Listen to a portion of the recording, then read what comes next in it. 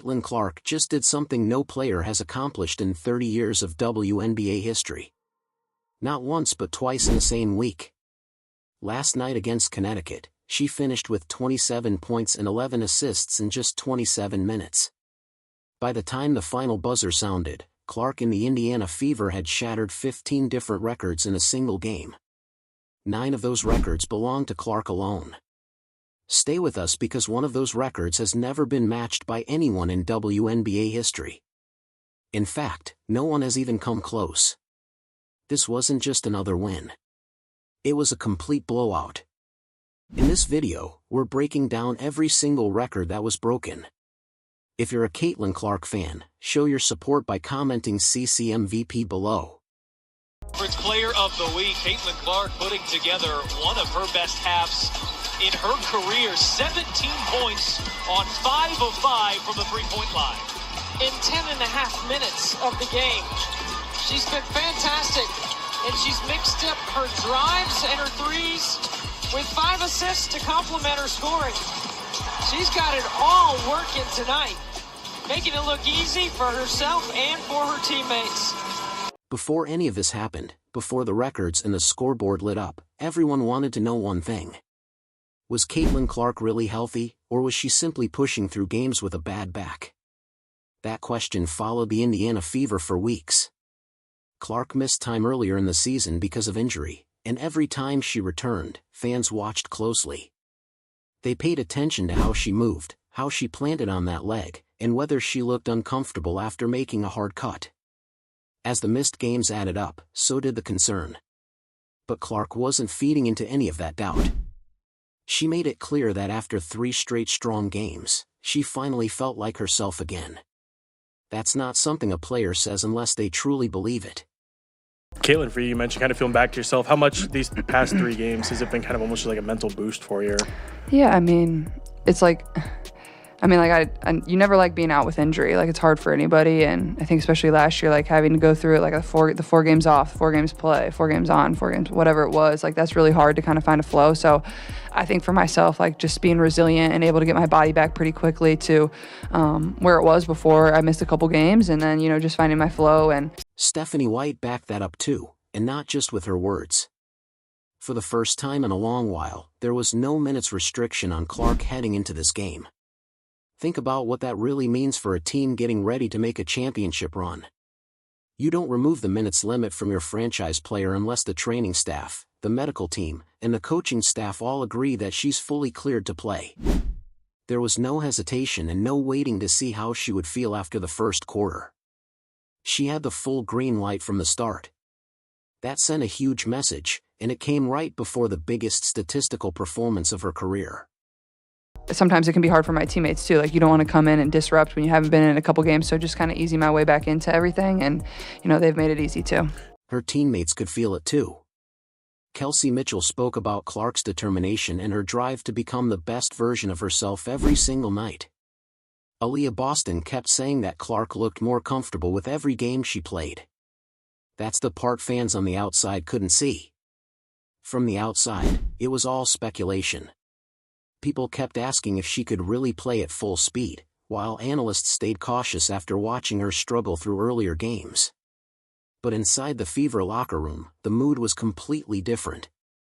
It was calm, confident, and almost like they knew something the rest of the league didn't. That difference between the outside doubt and the belief inside the team is exactly where this story begins. Reporters kept asking about Clark's health.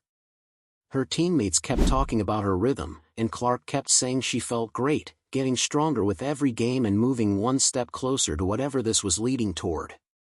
Nobody outside that locker room had any idea how big this moment was about to become. And honestly, even inside the arena, it felt like they knew something special was coming, even if they didn't know just how historic it would be. Kelsey, I'm curious, from your perspective, what have you seen from Caitlin here over these past few games as she's gotten healthier? I just think her ability to lead, even while dealing with injury, and wanting to be your best self and letting your body be at your best self is a really big deal for us. We've always obviously had some fluctuation as far as people being in and out. So I get my hats off to Tutu to still lead us and put us in the right position to really be effective. The pregame atmosphere felt relaxed, the kind of energy a team has when everything is clicking and nobody is trying to force the moment. Clark wasn't avoiding questions about her body, and she wasn't giving the usual athlete answer about taking things one day at a time. She sounded like someone who had already decided that the doubt no longer mattered. And that was only a small preview of what was about to happen. By the end of the night, Clark finished with 27 points and 11 assists. We'll explain later why those numbers completely changed the record books, but take a moment to appreciate that stat line. Clark didn't just tell reporters she was feeling fine. She stepped onto the court and made the entire Connecticut Sun roster experience it firsthand. Possession after possession, she was in complete control. By the end of the first quarter, everyone inside the arena knew the health concerns were behind her. What happened after that wasn't just another great performance. It was real proof that when Clark said she was back to feeling like herself, she meant something far bigger than anyone expected.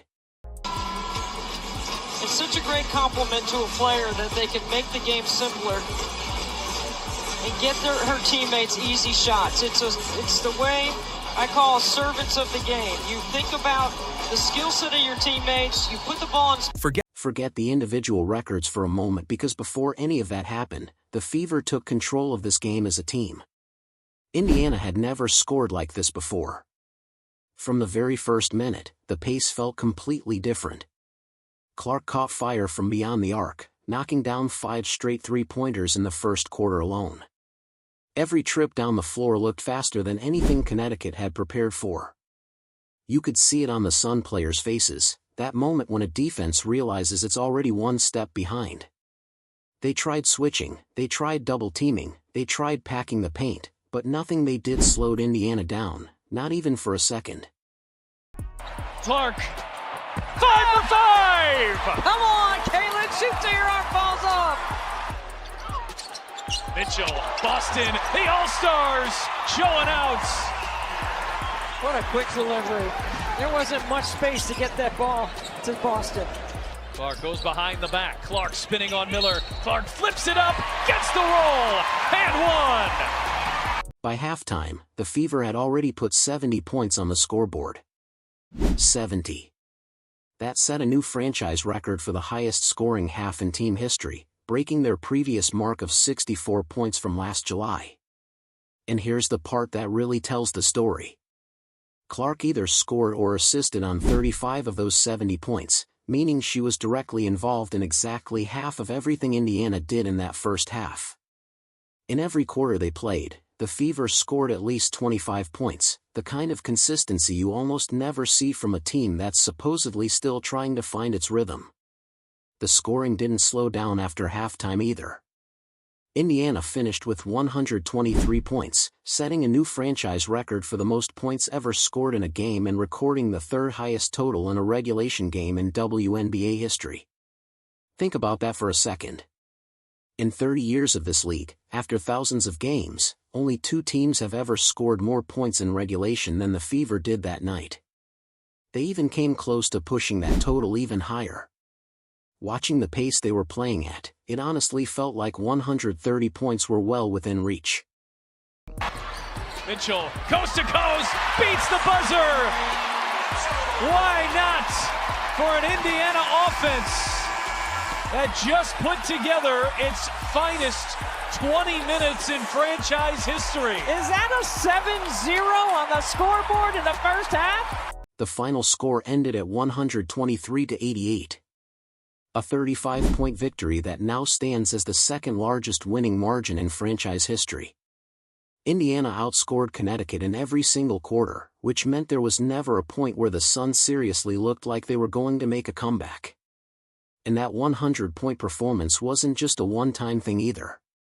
It marked Indiana's 11th game this season with 100 or more points, tying a WNBA record. The scary part is they still have 17 games left on the schedule, giving them plenty of time to break that record outright. None of this would have happened if the bench had fallen flat, but it didn't. Tyasha Harris came off the bench and scored 12 points while adding 6 assists. Monique Billings chipped in with 12 points of her own. And with Sophie Cunningham, Grace Berger, and Michaela Timpson providing solid minutes, the second unit kept the pressure on Connecticut, giving the starters a chance to rest without losing momentum. The bench finished with 31 combined points, allowing Stephanie White to take her stars off the floor for stretches without watching the lead disappear. That kind of depth is what turns a big performance into a complete blowout.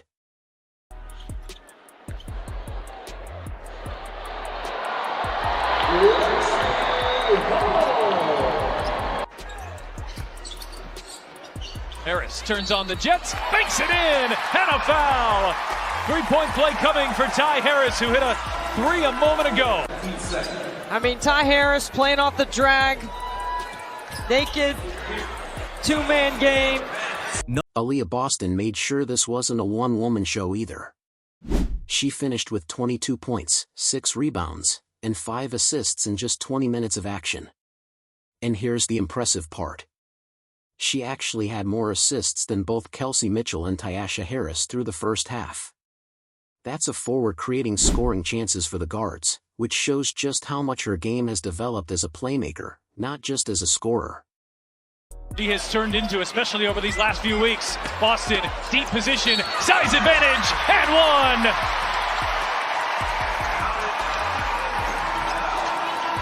When you run ahead of the back. And that's how they ended up setting the trio record. Clark scored 27 points, Mitchell added 23, and Boston finished with 22, as all three reached the 20-point mark in the same game for the 7th time in their careers and the 3rd time this season. That is now the most games in WNBA history where a trio of teammates has scored 20 or more points together. This wasn't Clark carrying 2 teammates.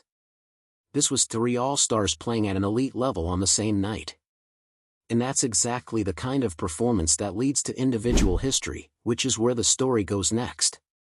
9 of the 15 records from that game belonged to one player, and a few of them had never been matched by anyone in the 30-year history of the league. Let's start with the smaller one before things get even more unbelievable. Clark now has 14 made shots from 30 feet or farther this season, setting a WNBA record all by itself. These aren't just deep three-pointers from the wing. These are logo shots, the kind of attempts coaches usually tell players not to take in practice. But Clark is making them at a rate no player in WNBA history has ever matched. It's one of the reasons that they are struggling to find that rhythm. Oh, Mitchell, the no-look over to Boston for the deuce. Extraordinary. And it's not just as we talked about her scoring. Look at that pass. Coming off the screen, the quickness. They just feed it in stride to an Aaliyah ball. Now let's take it up another level. Clark now has 10 career games with at least 25 points and 10 assists, the most in WNBA history. Sabrina Ionescu is second on that list with 5. That's not even close. Clark has literally doubled the total of the next best guard to ever reach that mark, and she's still only in her 3rd season. Now here's the part that really surprises people. Clark holds both the 1st and 2nd spots for the fewest minutes ever played in a 25-point and 10-assist game. She did it in just 27 minutes against Connecticut. Then, only a few days earlier, she had done it in 29 minutes against Seattle. She's not just putting up incredible numbers. She's putting them up so quickly that she's getting taken out before the 4th quarter even has a chance to fully get underway. It's on both sides. Boston over to her fellow All-Star, and Caitlin Clark gets the scoring started for Indiana. An area to watch throughout. Mitchell, the fastest in the W. Clark, 2 for 2. From outside the arc, here's Caitlin Clark. My friend. we knew where you were going. Some preserves. Caitlin Clark, 3 for 3 from outside. Which brings us to the record teased at the beginning of this video. Clark is the only player in WNBA history to record 25 points and 10 assists in under 30 minutes. And she's done it twice in the same week. Twice. In 30 years of this league, with hundreds of players taking the court, this exact combination of scoring, playmaking, and incredible efficiency has belonged to only one player over the same 7-day stretch. Then there's the plus-minus statistic. Clark finished the game against Connecticut with a plus 26, meaning Indiana outscored the Sun by 26 points while she was on the floor. Combine that with her 27 points and 11 assists, and she became the first player in WNBA history to record 25 or more points, 10 or more assists, and a plus 25 or better in the same game. That's not just Clark putting up big numbers. That's Clark putting up big numbers while her team completely controls the game every minute she is on the court. Stephanie White was asked in the pregame. And Clark hits her 4-3. He's got 4 in 8 minutes. Clark, 5 for 5. Come on, Caitlin, shoot till your arm falls off. Her three-point shooting fits right into the story as well. Clark now has 7 career games with at least 25 points, 10 assists, and 5 made three-pointers. Think about that for a second. Every other player in WNBA history combined has recorded only 4 such games. Clark alone has 7. She's not just ahead of everyone else, she's ahead of the entire league's combined total. The same pattern shows up with 20-point and 10-assist games this season. Clark has 6 of them. The rest of the WNBA, every team, every guard, and every star combined also has 6. That's the entire league matching one player's total, and she still has 17 games left to build an even bigger lead. Through all of this, Clark is averaging the fewest minutes per game for a 20-point per game season by a guard in WNBA history. That's the efficiency stat that brings the whole night together because she isn't putting up these numbers by playing huge minutes. She's doing it in less playing time than anyone else who has ever reached these milestones. So when Clark said before the game that she finally felt like herself again, this is what that actually looked like on paper.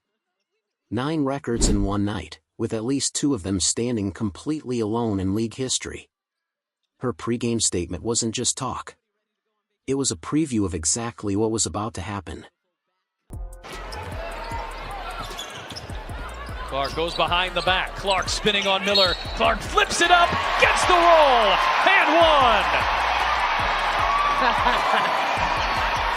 Debate how much time Caitlin Clark has spent in the gym working, perfecting, creating.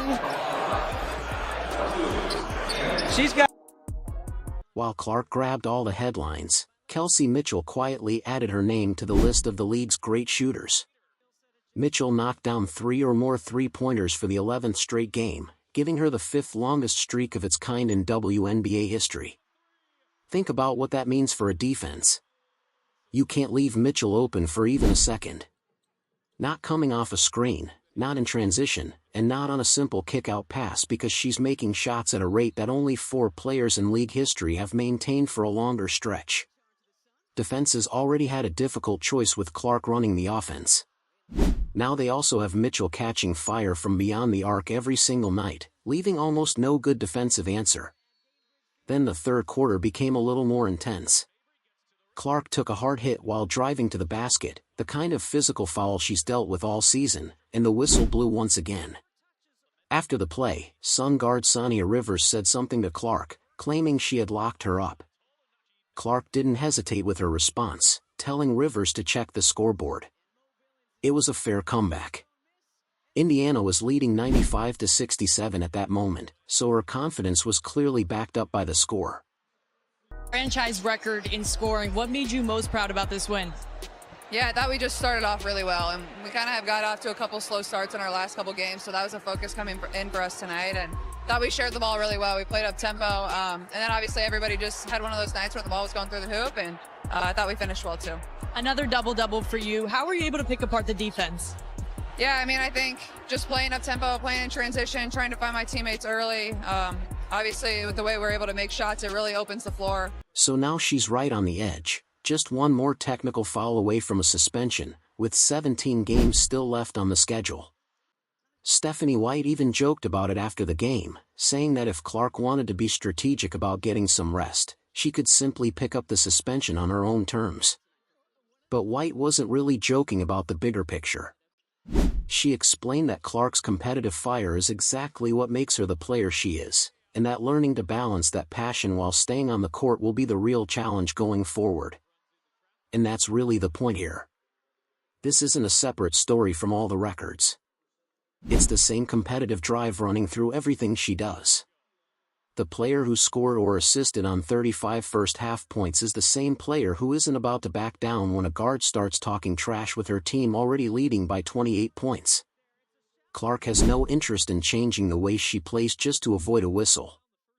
And honestly, that refusal to back down is probably one of the biggest reasons she's putting up numbers no one else in WNBA history has ever reached. That same week, Clark was also named the cover athlete for the NBA 2K27 Deluxe Edition. And this isn't just a WNBA-themed special edition. This is the Global Premium Edition, set to launch worldwide on September 4th, placing her alongside stars like Victor Wembanyama and Derrick Rose. No WNBA player has ever appeared on a cover like this before. Clark called the opportunity cool and pretty surreal, saying she hopes that seeing herself on a game cover inspires young girls to pick up a controller and realize that women's basketball belongs in the same conversation as the men's game. That's the kind of impact that goes far beyond the league itself, reaching the living rooms of kids who may have never watched a single WNBA game before. Got a technical foul tonight. I'm aware. Yeah. Sometimes you come in here and you say, hey, I just didn't know. But when you said in the past, you wouldn't change anything. But Yeah. You gotta take how do you... She said that she was guarding, like, she said she was locking me up, so I said scoreboard. And the ref didn't like that. But, I mean, What quarter was this? it was in the third. Because you got subbed in. Look right here. You got subbed in right after that. You It's not funny, Kelsey. No, it's not. Yeah, I guess, how do you balance that when you know one more is the suspension? And The Just refs really proud saw of the group, and enough it's fun heat to in see the a lot of people exchange get to in hand and out contribute. double technicals. All-Star One weekend for is coming Clark, up. What are you one for most looking Rivers. forward to? And the building the got All-Star loud game? in that specific way it does when I think- everybody senses I something's like brewing. Chicago. It's a good city. That technical is Clark's 7th of the but season. I'll be And under excited to get back here with my WNBA team too rules, and keep this 8 rolling. I think we're technicals in a playing good season basketball right trigger now. an automatic Thanks, one-game Caitlin. suspension. None of the record-breaking performances or the cover announcement would have happened without the hard work happening behind the scenes. Lexi Hull and Monique Billings handled the physical parts of the game all night, boxing out, taking charges, and doing the kind of work that never shows up on a highlight reel but gives the stars the freedom to take over. Between the technical foul drama and the NBA 2K cover reveal in the same week, one thing is clear. Clark is impossible to ignore right now. Whether she's pointing at the scoreboard after a big play or staring back at fans from the cover of a video game, she's at the center of the conversation. Just picture her walking off the floor after that game. Only 27 minutes played, 27 points, 11 assists, and a stat line no player had produced in 30 years of WNBA history. And Clark did it twice in the same week. Before tip-off, she said she finally felt like herself again. The box score didn't just support her words, it completely erased every bit of doubt. Now look at everything that's coming together in 2026. Clark, Mitchell, and Boston all scoring at least 20 points in the same game. A three-headed offense that finally looks unstoppable and an MVP campaign gaining more momentum with every game. This team is peaking earlier than anyone expected. Stay with us because the next game might be even bigger than this one. Show your support for Caitlin by commenting CCMVP down below. And don't forget to like, subscribe, and turn on all notifications because we're bringing you all the biggest moments and top stories. Click the video on your screen, and we'll see you in the next one.